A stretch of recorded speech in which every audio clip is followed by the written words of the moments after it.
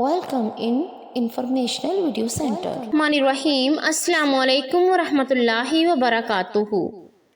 शहादत हज़रत अब्बास के बाद इमाम हुसैन करीब और बेयारो मददगार हो गए थे। कोई न था जो आपकी मदद करता। आपने मैदान में जाने से पहले ख़वातीन और बच्चों को अलविदा कहा, इन्हें सुकून और सब्र की तलकीन की। जब इमाम हुसैन अलैहिस्सलाम मैदान में पहुंच गए, दुश्मनों के साथ आकर तलवार के साथ टेक लगाई और बुलंद आवाज से फरमाया, मैं तुम्हें खुदा की कसम देता हूँ, क्या मुझे पहचानते हो?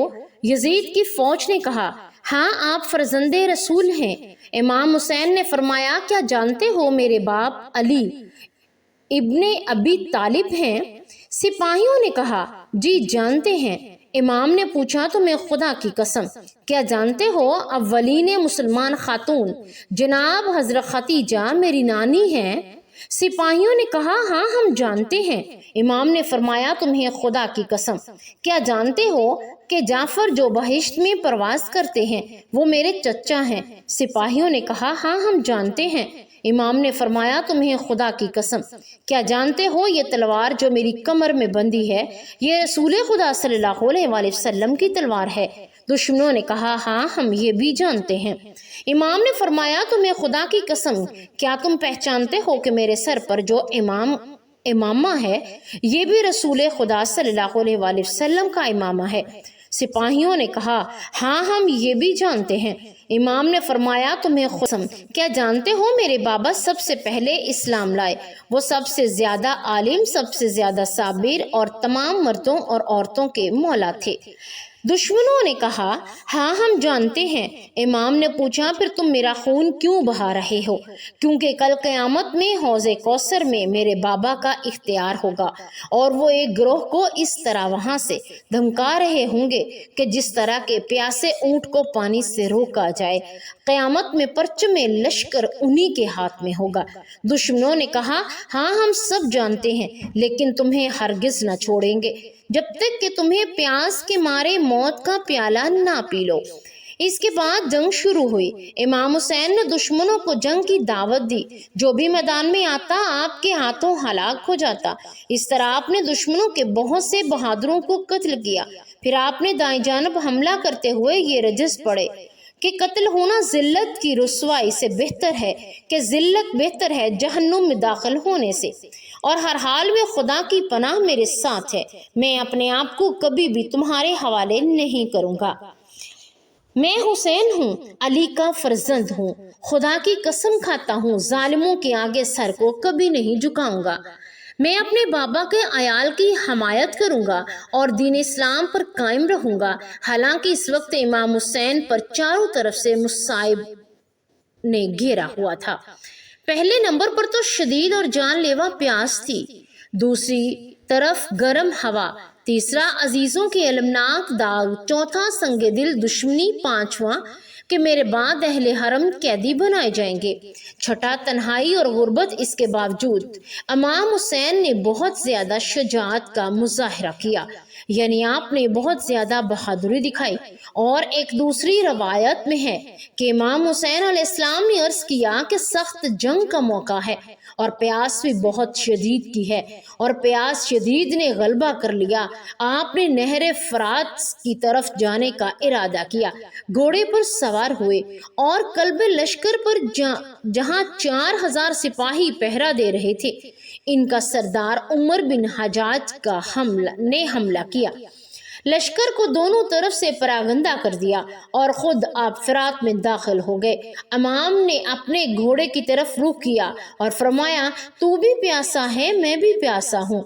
इस वक्त तक पानी नहीं पीऊंगा जब तक कि मैं तुम्हें पानी ना पिला दूं। घोड़े ने भी एहसास किया और अपना मुंह बुलंद कर लिया, जैसे कि कह रहा हो कि मैं भी आपसे पहले पानी नहीं पीऊंगा। जिस वक्त से इमाम हुसैन ने अपने चुल्लू में पानी भर लिया तो एक दुश्मन ने आकर आवाज दी, ए हुसैन, पानी पी रहे हो? اور فوجیوں نے آپ کے خیموں کا رخ کر لیا ہے۔ خیمے جلانے لگے ہیں، یعنی خیمے جل رہے ہیں، اور آپ کی غیرت جوش میں آئی اور پانی وہیں پھینک ڈالا اور تیزی سے خیمے کی طرف واپس آئے۔ معلوم ہوا کسی نے بھی خیمے پر حملہ نہیں کیا۔ دشمنوں کا مطلب تھا کہ کسی ہیلے سے امام کو پانی پینے سے روکا جا سکے۔ ایک روایت میں ہے کہ امام حسین عمر سعد کے سامنے 3 باتیں رکھی گئیں۔ وہ یہ تھی کہ ایک طرح کا ایک اہتمام حجت تھا۔ امام حسین نے فرمایا، پہلا یہ کہ مجھے اور میرے اہل بیت کو چھوڑ دو، ہم مدینے واپس چلے جائیں گے۔ دوسرا یہ کہ مجھے ایک گھونٹ پانی پلا دو، تاکہ وہ شدت تشنگی سے کلیجہ بن رہا ہے۔ تیسرا یہ کہ میری یہ دونوں باتیں اگر تمہیں قابل قبول نہ ہوں تو میں اکیلا ہوں، اور تم لوگ بھی میرے مقابلے میں ایک ایک آؤ اور مجھ سے لڑو۔ عمر سعد نے جواب دیا، تمہارا مدینے سے جانا اور پانی پینا تو کسی طرح ممکن نہیں، لیکن تمہاری تیسری بات جو ہے اس پر غور کیا جا سکتا ہے، اس کو قبول کیا جا سکتا ہے۔ عمر سعد آئے اور امام نے ان سے اکیلے جنگ کی، لیکن سبھی امام کے ہلاکت افزی تلوار سے زمین پر ڈھیر ہو گئے۔ عمر سعد سمجھ گیا کہ اکیلے امام سے جنگ کرنا ناممکن ہے، اسی طرح فوج کا ایک سپاہی بھی باقی نہ رہے گا، اور اس لیے اس نے معاہدے کو توڑ ڈالا اور اجتماعی حملے کا حکم دیا۔ اب چاروں طرف سے حملہ کر دیا۔ امام نے بھی خوب ان کے ساتھ مقابلہ کیا، اور اس طرح مسعودی نے لکھا ہے کہ امام حسین نے اس طرح مقابلہ کیا کہ 1800 دشمن سپاہیوں کو قتل کر ڈالا، اور ایک دوسری روایت میں ہے کہ آپ نے 1950 افراد کو قتل کر دیا۔ عمر سعد اپنے فوجیوں سے چلانے لگا اور ان سے کہنے لگا، کیا تم جانتے ہو تم جنگ کس سے کر رہے ہو، کس طرح کر رہے ہو؟ انہوں نے ایسا کیا اور چاروں طرف سے حملہ کرو، چاروں طرف سے حملہ کرو۔ یہ سنتے ہی 4000 تیر اندازوں نے امام حسین کی طرف تیروں کی بارش کر دی اور ہر طرح کا دکھ پہنچانے کی کوشش کی۔ آپ امام حسین ان کے ساتھ لڑتے رہے اور پانی طلب کرتے رہے، لیکن کوئی بھی آپ کا جواب نہ دیتا۔ آپ کے جسم پر اس قدر زیادہ تیر پیوست تھے کہ بیان کیا جاتا ہے کہ آپ صحیح معنوں میں جیسے کہ خارے پشت کی طرح ہو گئے ہوں۔ آپ امام محمد باقر کا ارشاد ہے کہ امام حسین علیہ السلام کے جسم پر 320 سے بھی زیادہ زخم آئے، اور وہ بھی سبھی آگے کی طرف سے، کیونکہ آپ امام علیہ السلام نے کبھی بھی دشمن کو پیٹھ نہیں دکھائی۔ اس وقت شمر کچھ لوگوں کے ساتھ آیا اور آپ کے خیموں کے درمیان محاذ قائم کر دیا، اس طرح کہ وہ سبھی خیمے کے نزدیک ہو گئے۔ امام نے آواز دی اور فرمایا بلند آواز کے ساتھ کہ تو فیض تم پر، اگر تمہارے پاس دین نہیں تو تمہیں قیامت کا ڈر نہیں؟ تم کم سے کم دنیا سے آزاد مرد کی طرح رہو۔ اور شمر چلایا، ہائے فرزند فاطمہ، کیا کر رہے ہو؟ امام نے فرمایا، میں کہتا ہوں میں تم سے جنگ کر رہا ہوں، تم مجھ سے جنگ کرو۔ ان عورتوں کا کیا قصور ہے؟ اپنے گمراہوں اور ظالموں کو روکو کہ جب تک زندہ ہوں اہل حرم کو نہ ستائیں۔ شمر نے کہا کہ اے فرزند فاطمہ، اب اہل حرم کو پریشان نہ کیا جائے گا۔ پھر اس نے چلا کر کہا، اپنے سپاہیوں سے سب مل کر امام حسین پر حملہ کرو اور ان کا کام تمام کر دو۔ دشمنوں کی فوج نے امام پر حملہ کیا، اور لیکن آپ برابر جنگ کرتے رہے، یہاں تک کہ سارا بدر زخموں سے چور ہو گیا۔ آخر کار ایک ظالم صالح بن وہب سامعین وہاں آ گیا۔ اس نے اس کی آپ کی ران پر اس قدر تلواریں ماری کہ آپ گھوڑے کی پشت سے زمین پر گر پڑے اور اپنے دائیں رخسار کو زمین کی طرف کر لیا اور جنگ کرنے لگے۔ امام حسین علیہ السلام کے آخری لمحوں میں حضرت زینب خیمہ سے باہر آئیں اور وہ فریاد کرتی ہیں۔ انہوں نے فرمایا کہ اس کے ساتھ امام حسین کے کئی عالم تھے، اور زینب نے فریاد کی کہ زینب کی یہ فریاد اس قدر دل خراش تھی کہ عمر سعد بھی روتے رہے۔ ان کی دھاڑی بھیگ گئی، لیکن اس کے باوجود بھی عمر سعد نے اپنا چہرہ ان سے موڑ لیا اور کوئی جواب نہ دیا۔ حضرت زینب علیہ السلام فرماتی ہیں، حضرت زینب کی فریاد بلند کیے ہو کہ تم پر کیا، تم سے کوئی مسلمان نہیں، لیکن تم نے بھی بی بی زینب کا جواب نہ دیا۔ امام حسین جان کنی کی حالت میں زمین پر پڑے تھے، کسی کو ہمت نہ ہوئی کہ آخری ضرب لگاتے۔ دشمن کا ایک فوجی حلال بن نافع وہاں آیا اور اسے قتل گاہ کی طرف جب اس نے دیکھا کہ حسین اپنے بچوں میں اپنے خون میں لوٹ رہے ہیں، وہ جان کنی کے عالم میں تھے۔ ان کے چہرے کی تبانی اور قامت کی زیبائی نے مجھے ان کے قتل سے باز رکھا۔ میں نے کبھی بھی ایسے شہید کو نہیں دیکھا تھا جو کہ اپنے خون میں لوٹ رہا ہو۔ اور امام مجھے پانی پلا دو۔ ایک ظالم نے کہا، تم پانی نہ پی سکو گے، اب تو دوزخ کا کھولتا ہوا پانی ہی تمہیں ملے گا۔ امام حسین علیہ السلام نے فرمایا، میں جہنم کا کھولتا ہوا پانی پیوں گا؟ نہیں، ہرگز نہیں، بلکہ میں رسول خدا صلی اللہ علیہ وآلہ وسلم کی خدمت میں پہنچوں گا اور ان کی بارگاہ میں بہشت کا شیریں جام پیوں گا، اور تم لوگوں کے ظلم و ستم کی جو تم نے میرے ساتھ کیا ہے اس کی شکایت کروں گا۔ امام کی گفتگو کا ان سنگ دل پر کچھ بھی اثر نہ ہوا، اور عمر سعد نے اپنی دائیں طرف سے کھڑے ایک سپاہی سے کہا کہ حسین کو راحت پہنچا دو۔ اور ایک روایت میں ہے کہ انہوں نے اس انسان سے کہا تھا کہ جاؤ ان کا سر بدن سے جدا کر دو۔ استغفر اللہ۔ اس طرح کرنے سے کہ اسے سکون ملے گا، لیکن جب وہ آگے چلا تو اس کا دل اور ٹانگیں کانپتی رہیں اور وہ شخص ایسا نہ کر سکا۔ اور سنان جب واپس آیا تو شمر نے پوچھا، تم نے کیوں ایسا نہ کیا؟ اس نے کہا کہ مجھے ڈر لگتا ہے۔ تو شمر نے کہا، میں جانتا ہوں کہ تم مولا فرزند رسول ہو، ادھر مادر کی حیثیت سے بہترین انسان ہو، اس کے باوجود تمہارا سر بدن سے ضرور جدا کیا جائے گا۔ امام حسین نے اس وقت شمر سے کہا، جب تم پانی پلا، تم نے میرے قتل پر کی تیاری کر ہی لی ہے تو ایک گھونٹ پانی پلا دو۔ شمر نے کہا، عجیب ہو،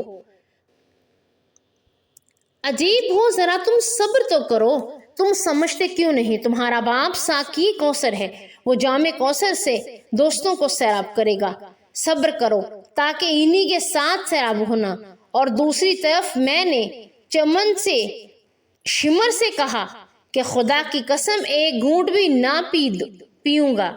اور امام حسین کے بعد ان کی قدر ہونے والے یعنی عمر سعد نے اپنے لشکر اعلان کو فرمایا کہ کون ہے جو حسین کو روندے، اور ان کے سینے پر پشت پر گھوڑے دوڑائے۔ 10 افراد تیار ہو گئے اور وہ اپنے گھوڑوں کے ساتھ آپ کے سینے اور پشت پر دوڑنے لگے، اس طرح کہ یہ حالت ہو گئی کہ امام کے سینے اور پشت کی ہڈیاں چور ہو گئیں۔ اور 10 افراد کو ابن زیاد کی طرف سے بہت زیادہ انعام دیا گیا، جبکہ امام حسین علیہ السلام کی پشت سے زمین پر تشریف لائے۔ آپ کے گھوڑے نے جس کا نام ذوالجنا تھا، یہ آپ کا طواف کرنے لگا، اس طرح وہ آپ کا بچاؤ کر رہا تھا، بار بار ہنہنا رہا تھا۔ عمر ساتھ چلا آیا اور اس گھوڑے کو پکڑ کر میرے پاس لاؤ، کیونکہ یہ رسول خدا کا بہترین گھوڑا ہے۔ بہت سے لوگوں نے اسے گھیر لیا تاکہ پکڑیں، لیکن وہ اپنے پاؤں مار کر سب کو دور کرنے لگا۔ اس عالم میں اس نے 40 آدمیوں کو بھی قتل کر ڈالا۔ عمر سعد چلایا کہ جب اسے چھوڑ دو تاکہ دیکھو کہ وہ کیا کرتا ہے۔ جس وقت گھوڑے امن کا احساس کیا تو امام حسین کے بندے پارا کے قریب آیا اور اپنے بالوں کو خون حسین سے رنگین کیا اور امام کا بدن سونگ لیا، پھر بلند آواز سے چلانے لگا۔ امام محمد باقر کا ارشاد ہے کہ وہ چلا کر کہہ رہا تھا، اے ظلم ہائے ظلم، اے ظلم ہائے ظلم، اس امت کا جس نے دختر رسول صلی اللہ علیہ وآلہ وسلم کے فرزند کو قتل کیا۔ پھر ذوالجناح نے خیمے کی طرف رخ کیا اور وہ چلاتا ہوا چلا گیا۔ روایت میں ہے کہ جس وقت ذوالجناح کی آواز خیمے میں پہنچی تو وہ ذوالجناح زینب نے